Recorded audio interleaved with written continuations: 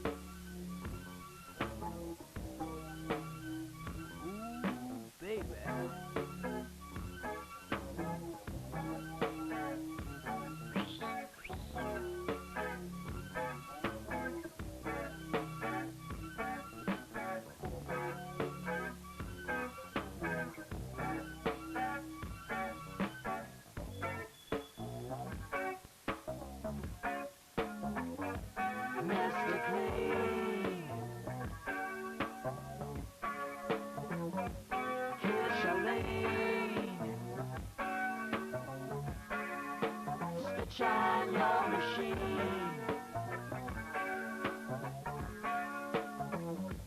Mr. Clean. Make a crazy scene.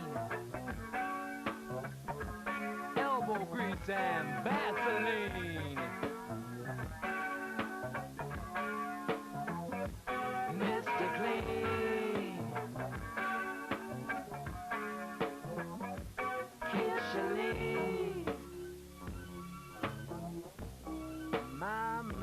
My. Will you look at that?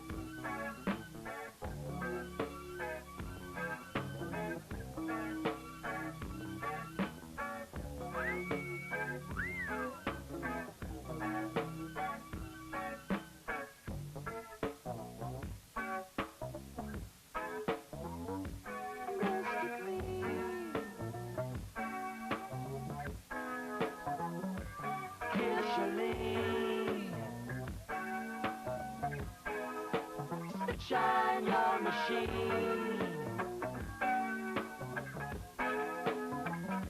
Mr. Clean. Make a crazy scene. Elbow grease and Vaseline.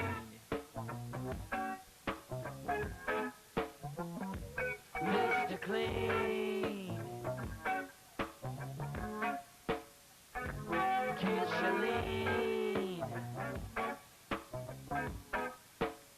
Shine your machine. Mr. Clean. Kiss your lean. Mr. Clean.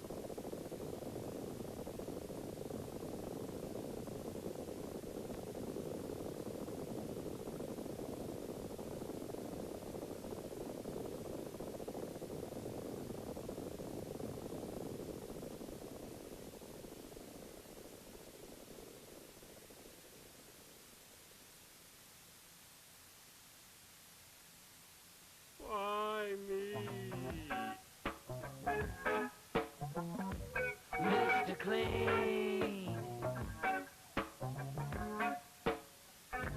Kiss Shalene. Spit shine your machine. Mr. Clean. Kiss Shalene. Mr. Clean.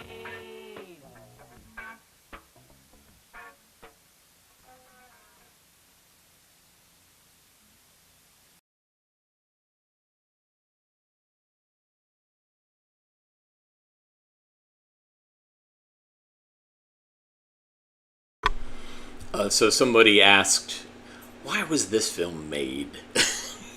And that falls within what today's theme is, which is why. So, yeah, why was this film made? This was potentially a student film. It was potentially a short where someone was in their spare time. They were working like at a film production studio, and they were like, oh, I have this funny pet project. And films like this would be made and could be distributed lots of places. So they could be distributed to libraries. They could be checked out of film archives. There were lots of film things in distribution. And that's where I ended up with a lot of stuff is like, so North Carolina's Cultural Resource Library would have a bunch of films like this. Short films that didn't really have an educational message. They were just kind of humorous, short, or had something that was important or dramatic or whatever, but it was a short film, and those would be entered into film festivals and would be programmed by different folks. And what happened is when HBO started showing films, and they weren't 24 hours yet, they would show short films like this on the channel. And there's quite a few films that I've shown, that I've run across that do that. So, why was this film made? Don't know. But that's potentially where it was shown. So my question is, why take chances? I mean, really, why take chances?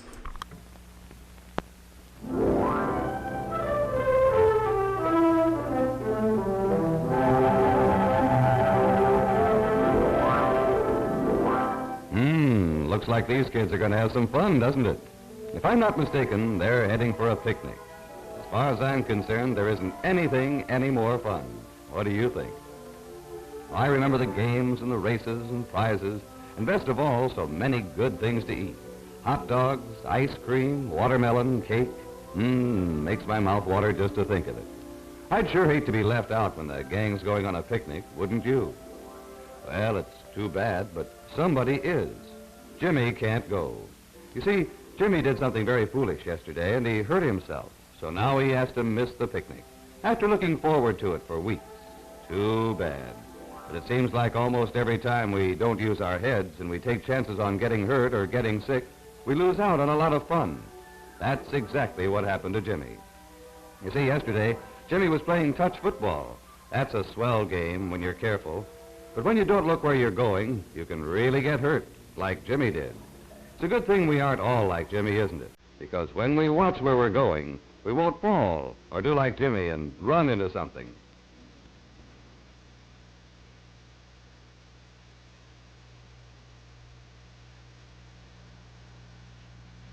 It's silly to take a chance like that, don't you think?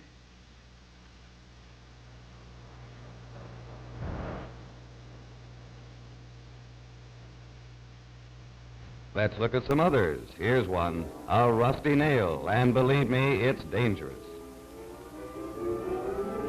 Now, we all know it's a lot of fun to go barefoot, but not where there's a chance to step on a rusty nail or broken glass. Hey, look out, son. You're getting near those. Be careful. Oh, too late he did it. Now, who could be such a fool as to go barefoot in a place like that? Jimmy again. That kid's taking an awful chance. You know what you can get from a rusty nail or broken glass? Lockjaw. And if you don't think that's bad, ask your mother or your teacher. Do you suppose Jimmy's finally managed to get out of trouble? You can't be taking a chance eating a hot dog, can you?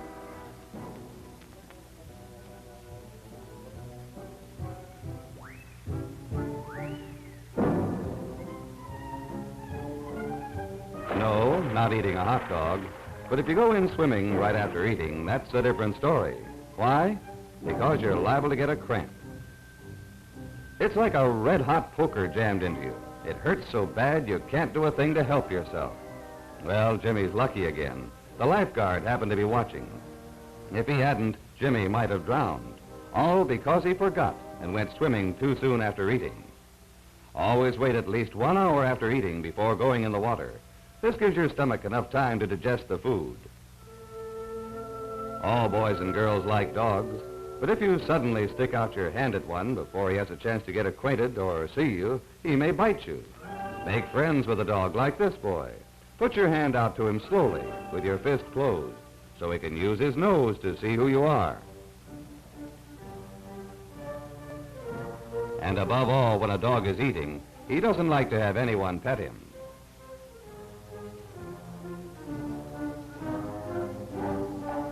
Remember, Jimmy, pets are fine if they belong to you or your friends. But we know it's too risky to fool around with stray dogs or cats. It's a good thing all kids aren't like Jimmy. If they were, their mothers and fathers would never know what to expect. Now look what he's done. Talked his friends into digging a cave in the hillside. Well, what's wrong with that, somebody might ask? After all, miners do it, and well diggers dig holes. Sure they do, but they realize it's dangerous. They brace up the walls with heavy beams and planks. They don't want to get buried in a cave-in.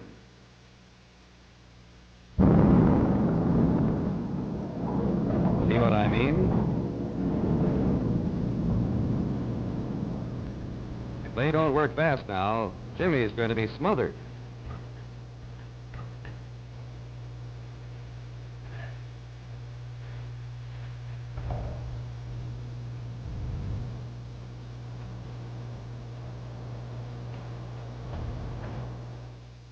No, boys and girls, it doesn't pay. It's too dangerous. If we dig holes or caves, we're taking a chance on being caught by a cave-in.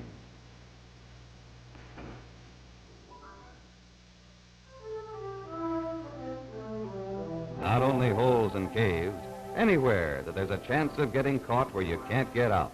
Places like an old well or any hole in the ground. Where men are working.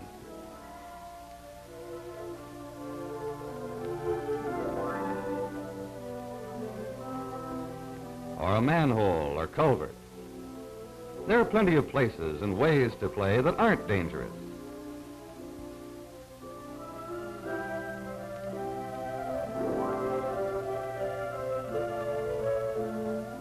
But back to our friends. That looks like a game of hide and seek. Fun, huh? And it looks like Jimmy's going to keep out of trouble for once. He can't get into anything because he's it. No, Jimmy's all right. But I'm not so sure about Marcia.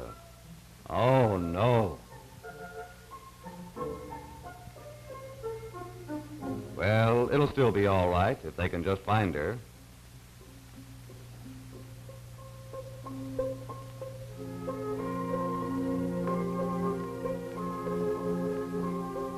Too bad. That one girl might have found her if Jimmy hadn't stopped her. They all think Marcia's gone home. They don't know she's trapped in that old icebox and can't get out. It was an hour before Marcia's mother called the police, and they finally found her. It was almost too late. There was only a little bit of air in that icebox. If they'd been a few minutes later, Marcia might have died. Nothing like this will ever happen to any of us, because we've learned from what happened to Marcia.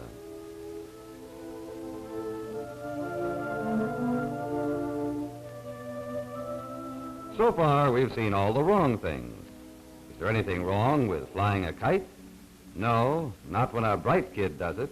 It's real fun. A good kite flyer picks an open field with no trees or houses. He uses string, not wire, because he knows if his kite fell on a power line, it might cause a short circuit, or he might even be electrocuted. I think everybody but Jimmy knows by now how foolish it is to play in the street or run out without looking. That applies to kite flying, too. It's no good flying a kite in the rain, either. You see, when the string gets wet, it conducts electricity. And you know what might happen?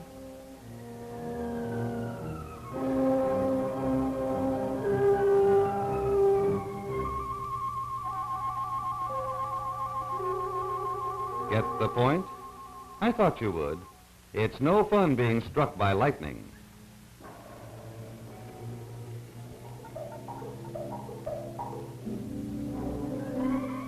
I don't know whether Jimmy's lost his kite or what, but he's really asking for trouble climbing a power or telephone pole.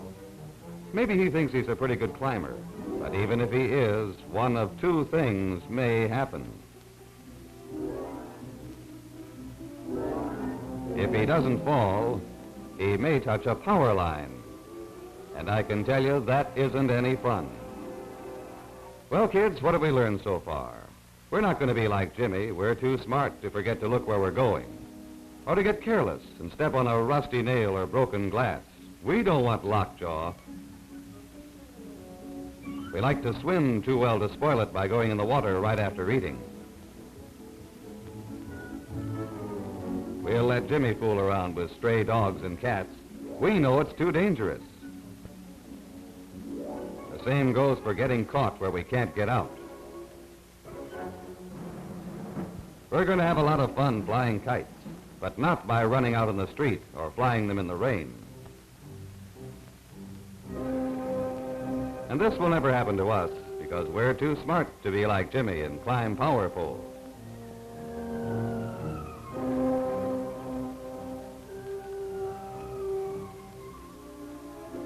No, sir, when that picnic car or truck pulls out for the big event, we're going to be on it. We're going to have a good time. We'll leave the chance-taking to Jimmy.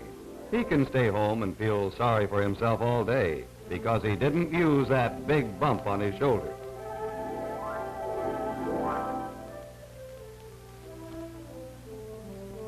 Know what I'm talking about? His head. Let's all use ours. Why take chances?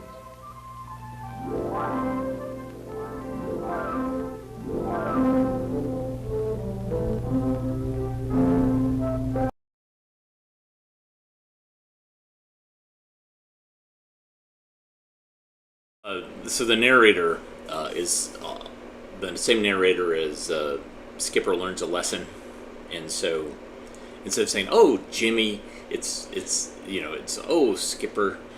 I guess we have to pick on somebody, but yeah, that if you compare that to Live and Learn, Live and Learn is more intense. I think Why Take Chances is aimed at a little bit younger, but yeah, Sid Davis delighted in showing kids in harm. This reminds me, so last night I watched Hell's Highway at the Alamo in Raleigh, and it's touring now. It's the 20th anniversary. It's what the filmmaker called the second edition. And there is, again, this is a film that's they made films to shock the viewers into better behavior by showing dead people. Lots and lots of dead people. And it is grisly, but it's fascinating as well. And we helped scan some films for the first version, and then this follow-up. And the new scans, they actually found some outtakes, and oof. So it's an amazing documentary. It tells a really fascinating story, but it is in that vein of like, well, if we're gonna tell the kid the story, we should shock them into behaving. This next film is missing the title, but it's Why We Respect the Law. Why do we? Really? Why?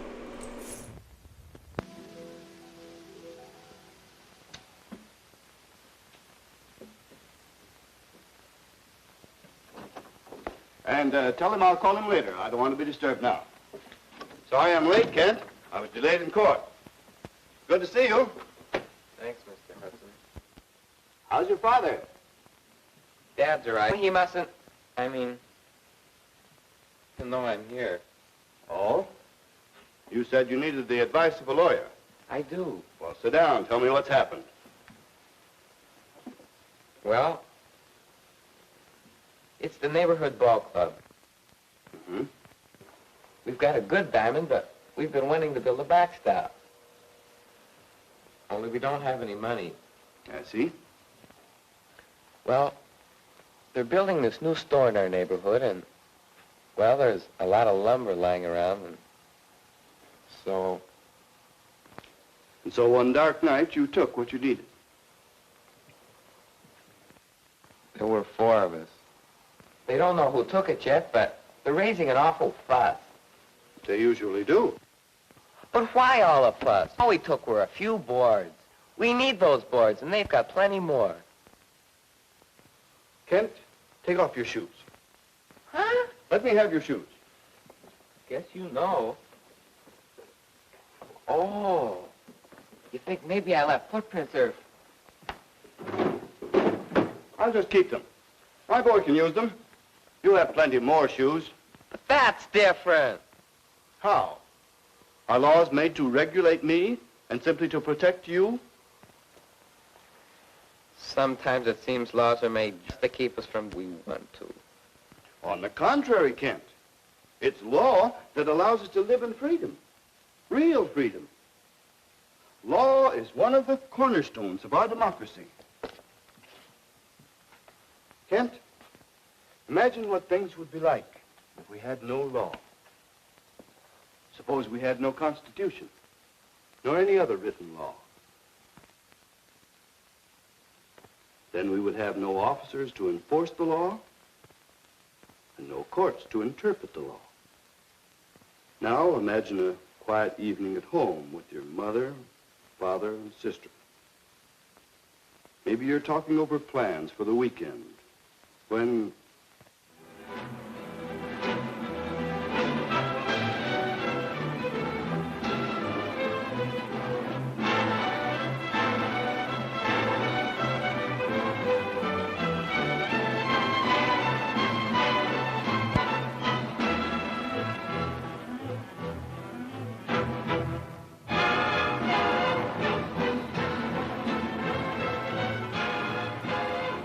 Gosh. That's like something out of a Western movie. Yes. Such occurrences were common on the frontier. Then men banded together as vigilantes to preserve the peace. And finally came the formal establishment of law and order. So you see, Kent, every one of us should have a deep respect for the law because of where we'd be without it. You mean law makes the difference between freedom and... Between freedom and license. Kent, you said you played baseball. Sure, shortstop. Play according to the rules? Why, sure, I see what you're driving at. We all didn't follow the same rules. Couldn't have a very good game. You couldn't have a game at all. Yeah, that's right. But where do we get so many laws? Well, you know where you'll find the law, thou shalt not steal. Sure, in the Bible. Oh. That law is over 3,000 years old. Here are some laws. They're not yet 1 year old. Laws are the result of human experience, Kent, and they're wiser than any man. Take Socrates. When Socrates was condemned to death, his friends urged him to escape. But he refused on the grounds that the law said he must die. And he accepted the law as being right. So we should respect the law because it represents the accumulated experience of men through the ages. Now here's another reason. Watch. What about it? It fell down. Naturally. Why does it fall down or toward the earth? Oh, Sir Isaac Newton, law of gravitation. My point is that an object falls to the earth, not because Newton passed a law, but because the universe is made that way. So, stealing is wrong, not because someone passed a law, but because peace and happiness are impossible unless our individual possessions are secure. We respect laws because law is in harmony with the universe itself. But what about gambling houses that run wide open? They're against the law. They exist when some people fail to respect the law. And where you find gambling wide open, you'll find other things. Open crime, corruption in government, robbery, peaceful citizens' lives in danger. All stemming from a lack of respect for law. Is that what you want? Why, no. So we're all a lot better off respecting the law. You mean because without respect for law can't operate? Without respect for law, a man can't get a store built. Now, wait a minute. You can't class me with a bunch of gamblers. It's only a matter of the real issue, Kent, is not a few dollars worth of lumber. It's your attitude toward law itself. Let me tell you about a case that was in court about a month ago. The defendant was a young fellow, not much older than you. His story is, unfortunately, a rather common one. In his cross-examination, the prosecuting attorney brought out the whole story. It began with a card tray on a hall table at home. That's where his mother kept loose change. He was 8 years old. His mother was a busy woman. She wouldn't miss a couple of pennies. No, Mother didn't miss the pennies. So he began taking more money. And it became a habit. Until, that's what usually happens. You're caught. But not long after, he was driving with his mother, where the posted speed limit was 35 miles per hour. She was doing 50. And she had punished him for breaking the law. Then, suddenly, what made her slow down? So the little boy learned from his mother that you must obey the law if there's someone around to enforce it. By the time he'd entered high school, he'd lost all respect for the law. He was a bright boy, but it was easy to cheat. And for him, it was the natural thing to do. And after all, hadn't he heard his father gloat over cheating on his income tax return? So you see how disrespect for law can become a habit? How the parent's example may be followed by the child? Later, he stole a wristwatch and proudly showed it to his cronies. Other boys he was infecting with his own disrespect for law. One of these same boys was with him a couple of years later when he made his biggest and most dramatic show of flaunting the law. Yes, it was his biggest show.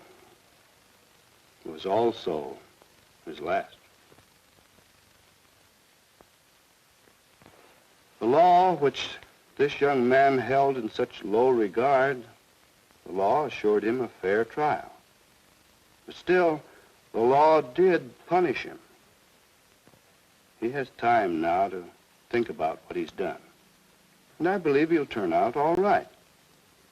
He realizes that his trouble began with 2 pennies stolen from a card tray. The money wasn't important, not to him nor to his parents. What's important is that from that petty beginning, he developed an attitude of disrespect for law, for all law. And that attitude has come near to ruining his life. So you see, Kent, you should respect the law if for no other reason than to keep yourself out of trouble. You mean that my taking a few boards could lead to something like that? Couldn't it? Yeah, I guess it could, but mister... Laws aren't just a matter of policemen and jails, Kent. We need them only as people disrespect the law. The amazing thing is the small amount of enforcement that is necessary. That's the real proof of the rightness of law. That's why I decided to become a lawyer. To help people understand the law. To help promote respect for law. Kent, would you like to help? Me? Yes. Can I? Of course you can. How's this? You get together with these other boys that were in with you on this lumber affair. Mr. Hudson says that if we chip in and make good on the lumber, he's sure the contractor won't make any formal charge against us. How about it, fellas? It's okay with me. Well, all right. Hey, wait a minute. Nobody knows who took the lumber. Why pay for it? After all, if we just keep quiet for a while, unless you're gonna snitch on us, how about it? Well, I wouldn't want to snitch on any of my friends. It'd be better just to straighten it out. As Mr. Hudson explained it, well, if I saw a man breaking into a store, it would be my duty to report it to the police, wouldn't it? Hey, are you calling me a thief? Because if you are, I'm gonna smash you right in the... Sure he is. He's calling himself a thief, too, and he's right. We're all the same. Thanks for the pen, Joey. I sure can use it. Hey, give me that. That's my pen. Why, Joey, are you calling me a thief? Hello? Can I speak with Mr. Hudson, please? You get the idea, Joey. A law's a law. You don't draw the line. You just live up to it. Here's the pen. Hello, Mr. Hudson? This is Kent Lawrence. Yeah, the boys are here, and they decided to chip in and pay for the lumber. Yep, all of them. What's that? Just a minute. Mr. Hudson says he's already talked to the man who's building the store. If we show up Saturday at 7:30, he'll let us work out the cost of the lumber, seeing as we want to do it on our own. Boy, that's swell. Mr. Hudson, we'll be there. Oh, that's good. And Kent, tell the fellas something for me, will you? Tell them they'll be better off as individuals, and the community will be better off for having them in it, if they will practice respect for law. By knowing the law, by obeying the law, whether there's a policeman around or not, by helping with law enforcement, and by encouraging others to respect the law.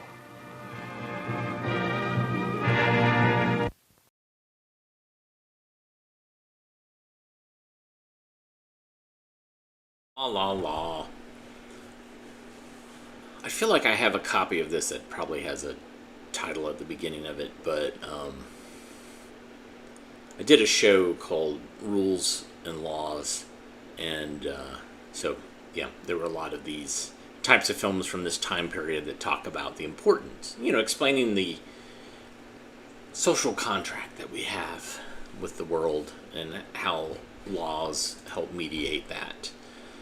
I don't know if that answered the questions, but my question is, why does a flea jump? Seriously, why does a flea jump?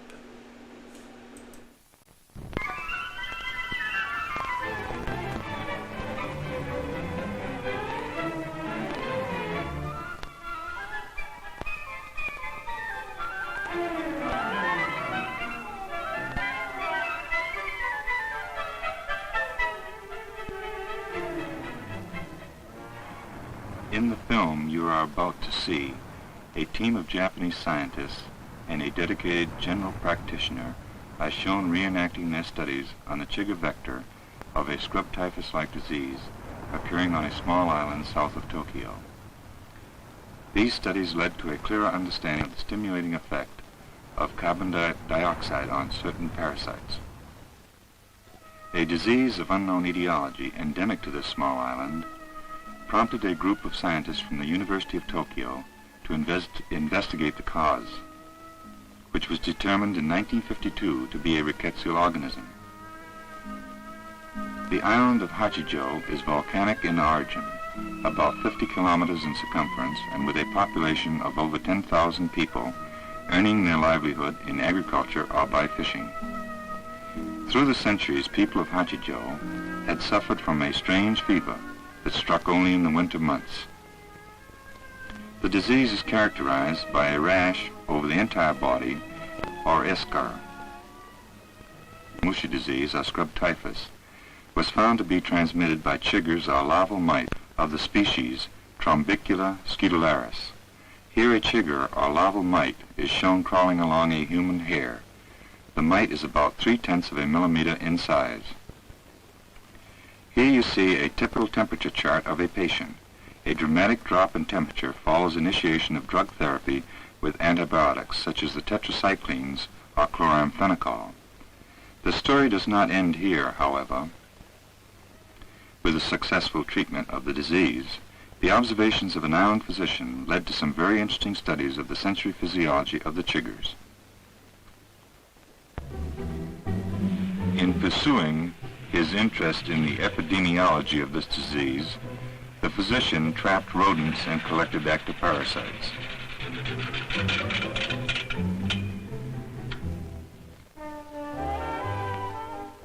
On his way to visit patients, he often placed in suitable habitats.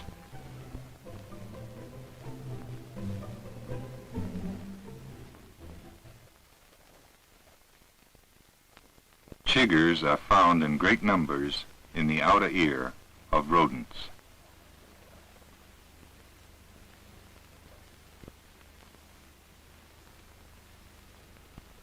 A bird, Turdus selenops, which is peculiar to the island, also serves as a host for Trombicula scutularis.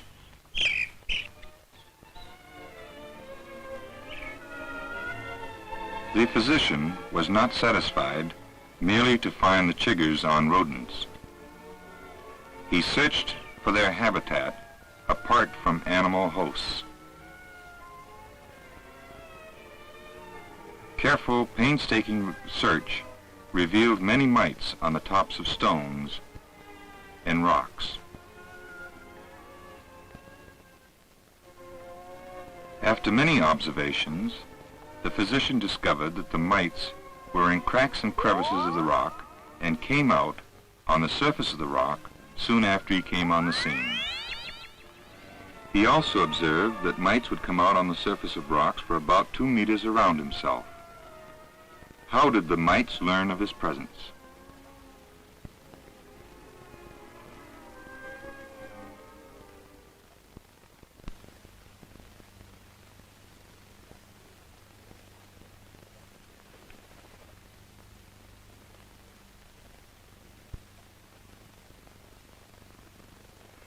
Were the excited mites merely alarmed by an intruder in their midst, or were they prepared to attach to a host? He placed a laboratory rat in contact with a rock on which mites were found. The mites crawled immediately into the hairs and attached to the body. Thus we see that the mites were prepared to attach to a host.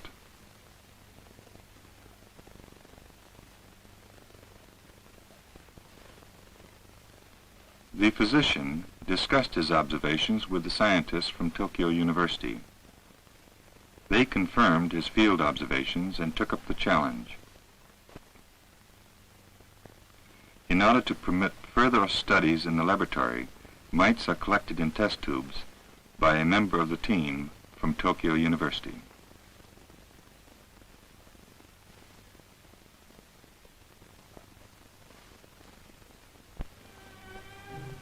The mites are brought into the university laboratory in Tokyo.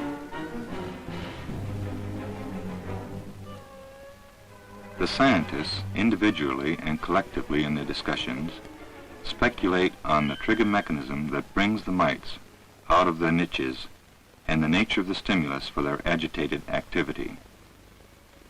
Naturally occurring rocks are too irregular to permit simple controlled experiments, so the group proceeds with laboratory methods to devise a suitable stage. They decide on a simple cone made of powdered charcoal and plaster of Paris.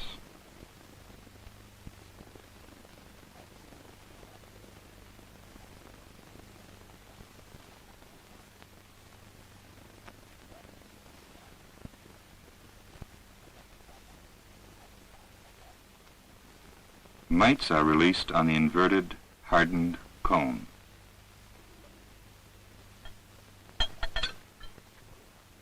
The mites move about on the surface of the cone with their general orientation towards the top.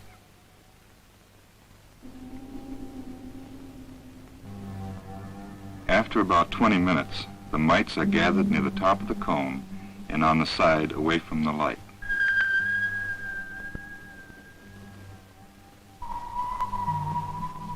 The mites respond negatively to two forces, geotaxis and phototaxis, in seeking their resting place. That is, they respond negatively to gravity and to light.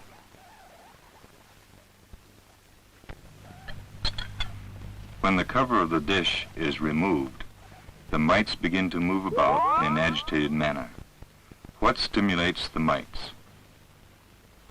The scientists recognized two obvious possibilities: sound or vibrations and changes in light intensity could be the stimuli. Could mites hear or feel vibrations created by an approaching host? Also, a host would cast a shadow, and perhaps the mites were sensitive to changes in light intensity. Tests were designed to determine the effect of various stimuli. Mites are released onto a cone, which is placed in a special chamber. Observations are made through a small window. The mites in the chamber are nearly completely isolated from extraneous environmental factors.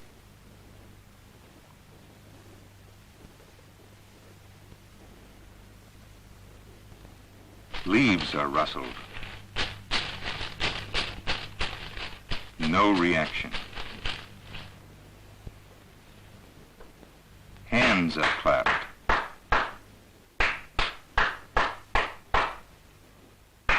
The mites remain quiet and indifferent. Light intensity is varied with little apparent effect. Strong illumination causes some mites to move slightly.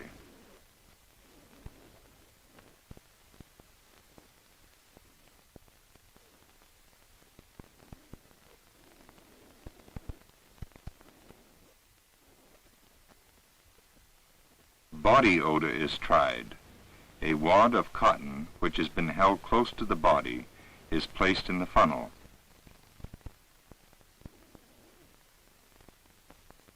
Again, there is no reaction.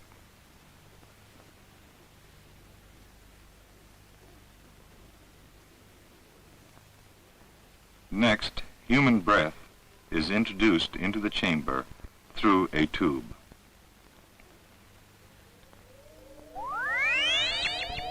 There is an immediate, strong reaction. What could be the stimulus in exhalant breath?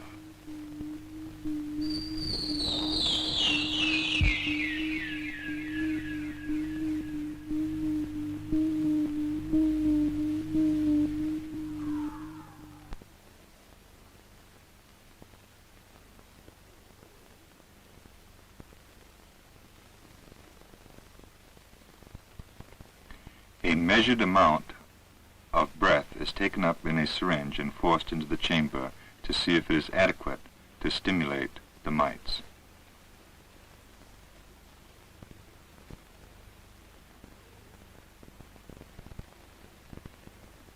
The mites react strongly.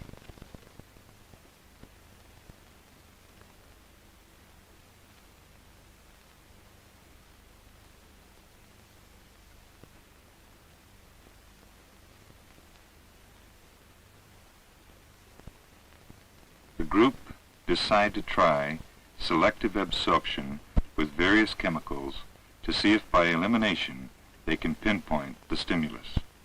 First, breath is shaken in a syringe with soda-lime solution. The soda-lime solution is discharged and the remaining air is injected into the chamber.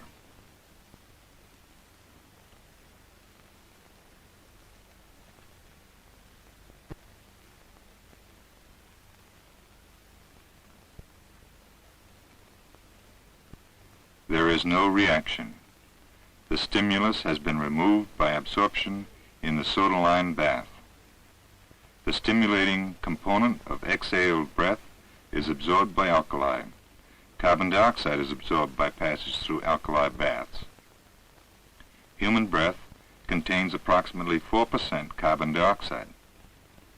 Carbon dioxide is produced artificially by adding sodium bicarbonate to dilute HCl. The gas is accumulated in a polyethylene bag. The gas is taken up in a syringe and introduced into the chamber.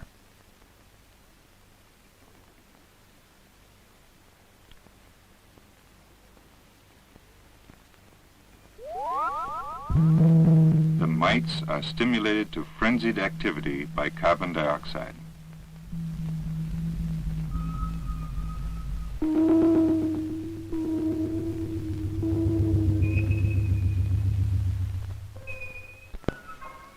This was very interesting.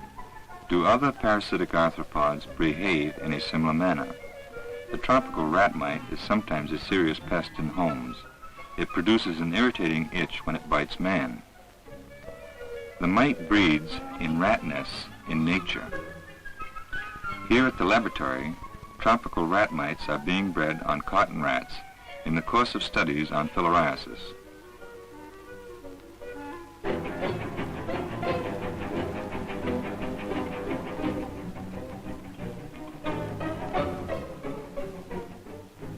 A rat nest is taken out and placed in a tray. One of the group blows his breath into the nest.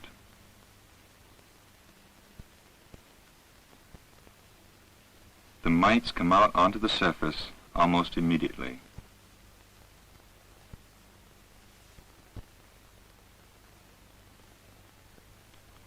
Chemically produced carbon dioxide stimulates the tropical rat mite in the same way.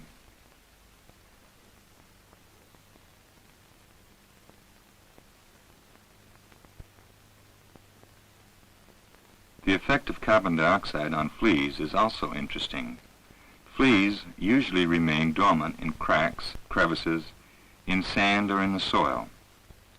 Here in the laboratory, dog fleas are collected in a flask with sand and pieces of paper in the bottom. Gradually, the fleas quiet down.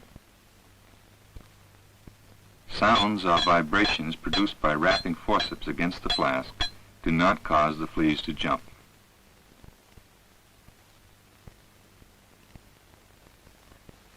But when a person's breath is blown into the flask, the fleas suddenly become active. The pinging noises are the fleas hitting the sides of the flask when they jump.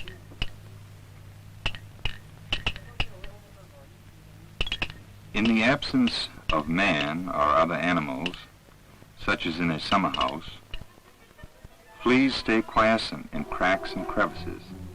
Thus they can conserve their energy and moisture for long periods of time. When people or animals return, the fleas are alerted by the increased carbon dioxide in the air. The fleas are awakened and begin to jump in search of the host. Carbon dioxide serves as a dinner bell for the fleas.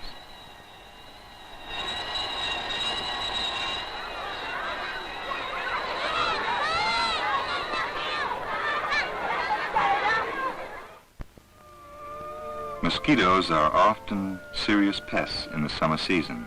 They feed on our blood, cause itchy bites, and sometimes transmit agents of disease to us. This is the yellow fever mosquito piercing the skin of a woman.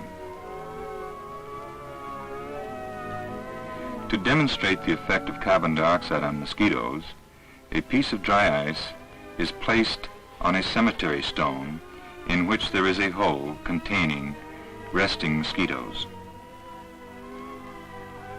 The cool, heavy carbon dioxide coming from the dry ice falls or flows into the hole. You can see the mosquitoes emerge from the hole. Some female mosquitoes, apparently deceived, are stimulated to feed and appear to be trying to pierce the stone. Male mosquitoes do not feed upon blood and do not appear to be stimulated by carbon dioxide. Recently, the team of scientists discovered another surprising effect of carbon dioxide. The infective young of hookworms react electrically to carbon dioxide. Wherever night soil is used as a fertilizer, hookworm eggs may be broadcast over the land. The young worms hatch and invade human beings, usually through the skin of bare feet. The adult hookworms inhabit the intestines of man, sucking blood from the mucosa. Hookworms infest a great many people in tropical and subtropical areas of the world. About 20% of the farmers of southern Japan are infected with hookworms. The Japanese scientists experienced some difficulty in isolating the young worms to test their reaction to carbon dioxide. A modification of the plaster of Paris cone proved very satisfactory. The tip of the cone was removed and a cone-shaped depression made, somewhat like a miniature volcano. Young hookworms are cultured in test tubes. They are collected by pipette and dropped into the depression of the cone.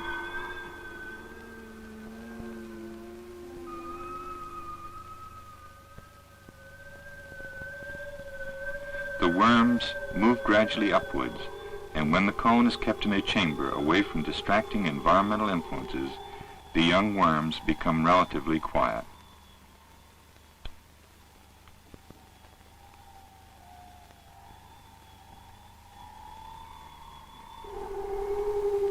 Some stand out from the surface like needles. Others form clusters that sometimes look like cords of many fibers.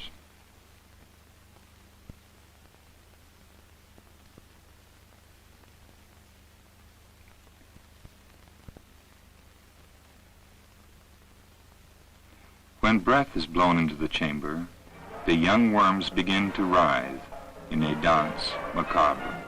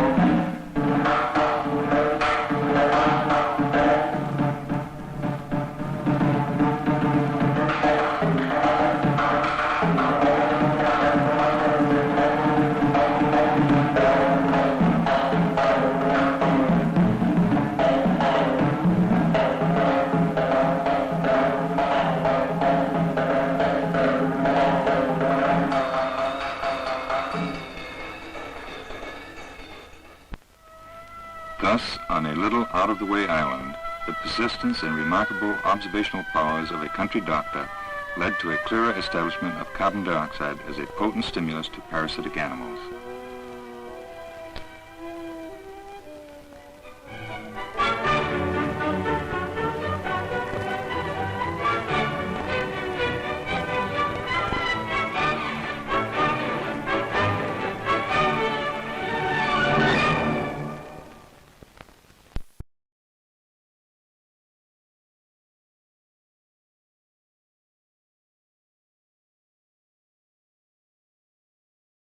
Was really something.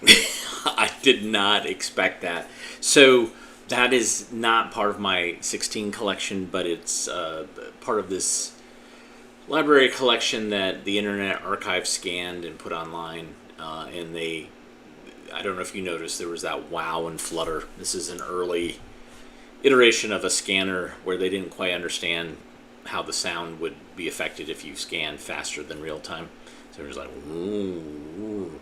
But man, I gotta find a copy of that film. That film was awesome.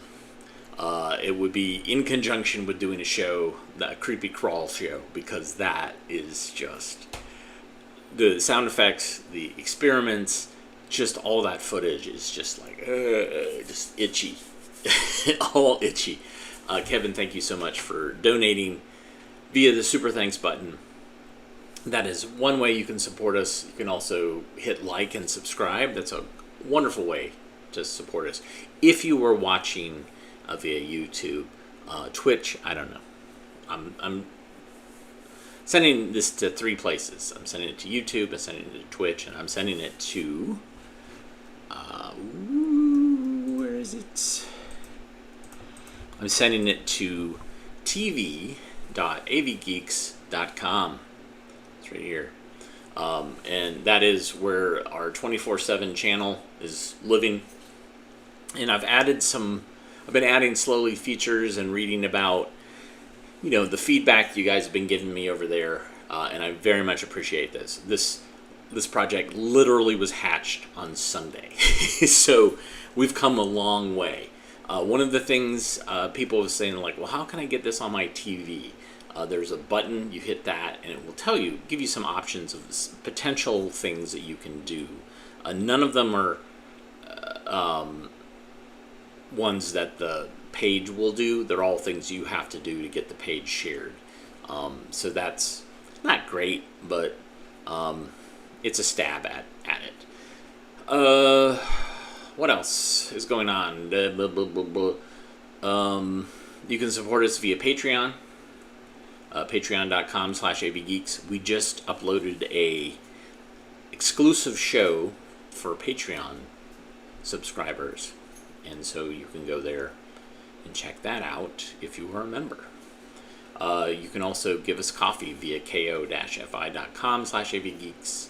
You can email us, but if you go over to tv.abgeeks.com, there's also other ways you can support us, including an Amazon wish list, where some of the supplies that we burn through can be purchased on our behalf. So it's almost like a wedding registry or baby shower registry, but it's tape, hard drives, film cleaner, stuff like that.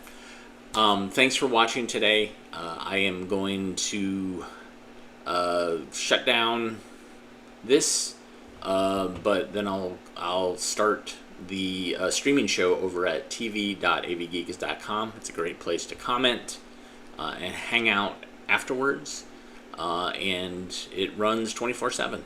So thanks for your support. I will see you live tomorrow. That's the plan. And take care.